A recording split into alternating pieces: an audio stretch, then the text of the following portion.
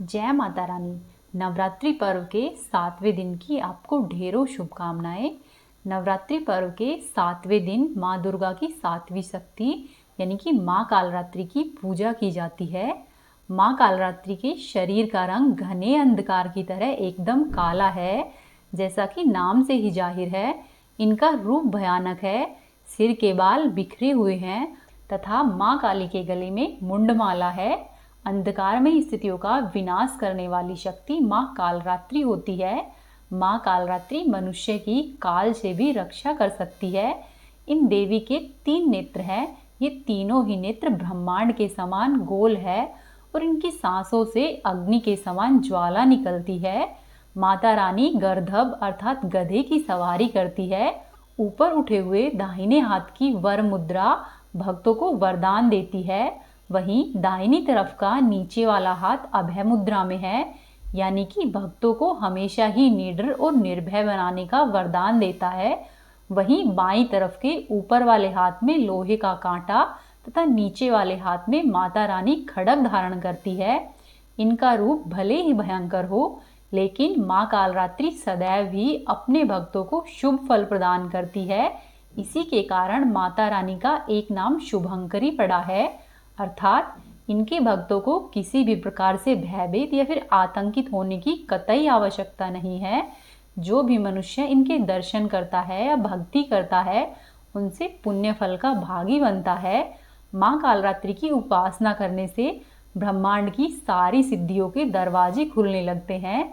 साथ ही तमाम आसुरी शक्तियाँ उनके नाम से ही दूर भागती है और माँ कालरात्रि अपने जिन भी भक्तों पर कृपा करती है, वे भक्त संसार रूपी भवसागर से पार उतर जाते हैं। अब आप सुनिए माँ कालरात्रि की कथा। एक समय की बात है, रक्तबीज नाम का एक राक्षस था। उस राक्षस ने भगवान शिव की कठोर तपस्या की और तपस्या करके भगवान शिव को प्रसन्न करके उस राक्षस ने भगवान शिव से अमर होने का वरदान मांगा। लेकिन अमर होने का वरदान देने से भगवान शिव ने मना कर दिया। तब रक्तबीज ने युक्ति लगाते हुए भगवान शिव से एक भयंकर वरदान मांगा। वरदान यह था कि जब भी कोई उससे युद्ध करने आए और उसे आहत करे, तो उसके शरीर से निकलने वाली रक्त से और भी रक्तबीज पैदा हो जाए। पैदा हुए रक्तबीज उसके शरीर के जितने ही समान आकार, रंग, रूप और शक्ति में हो। यह वरदान पाकर रक्तबीज और अधिक शक्तिशाली हो गया। साथ ही रक्तबीज ने तीनों लोकों में अपना आतंक फैलाना शुरू कर दिया।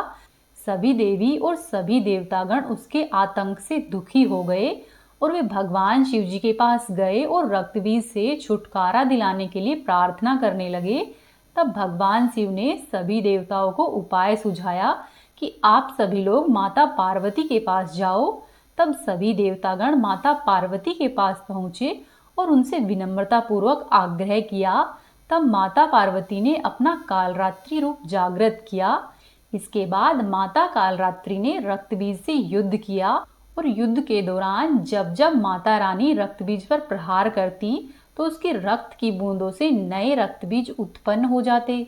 तब माता रानी ने रक्तबीज के शरीर से निकले हुए रक्त को अपने मुख में ग्रहण किया और माता रानी के मुख में रक्त बूंदों से जो रक्तबीज उत्पन्न हुए, माता रानी उन्हें भी चट कर गई। इस तरह से माता रानी ने रक्तबीज का संपूर्ण रक्त ग्रहण कर लिया।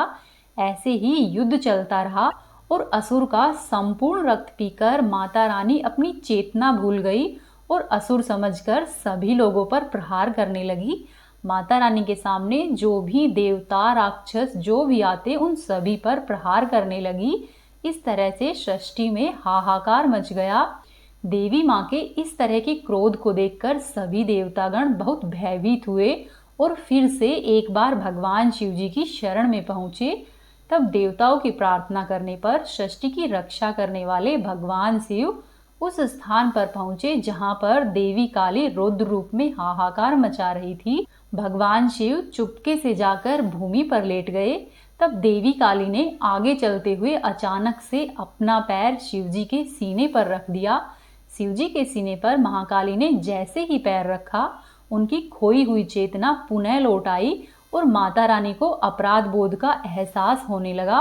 इसी अपराध बोध में देवी की जिह्वा उनके मुख से बाहर आ गई और देवी ने दांतों से अपनी जिह्वा को दबा लिया और इसके बाद माता रानी का क्रोध शांत हुआ और सभी देवतागण साथ ही देवलोक और पृथ्वीलोक पर शांति स्थापित हुई। जय मां काली।